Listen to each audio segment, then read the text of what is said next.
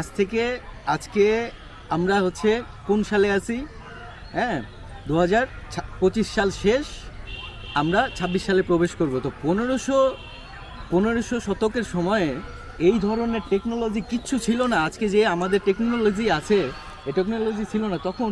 তারপরও সত্ত্বেও এই ধরনের যে প্রাসাদগুলো, এই ধরনের যেই কারুকাজ, এই জিনিসগুলো, এগুলো কিভাবে সম্ভব হয়েছে? তিনি কিন্তু তার দায়িত্ব, রাজ পরম্পরা ছেড়ে বাংলাদেশে এসে ইসলাম প্রচার, ফকিরি যে লাইনটা, ফকিরির যে অবস্থা, এই সুফিজমের যে ব্যাপারটা, এটা কিন্তু তিনি নিজের ভিতরে ধারণ করেন এবং এখানে এসে ইসলাম প্রচার করেছেন।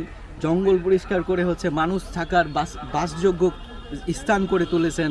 অনেক মসজিদ, এখানে কিন্তু অনেক মসজিদ আছে, 1 গম্বুজ, 9 গম্বুজ, 10 গম্বুজ, এটা আপনারা আমার পিছনে দেখতেছেন, এটা হচ্ছে 60 গম্বুজ, এরকম আরও অনেক মসজিদ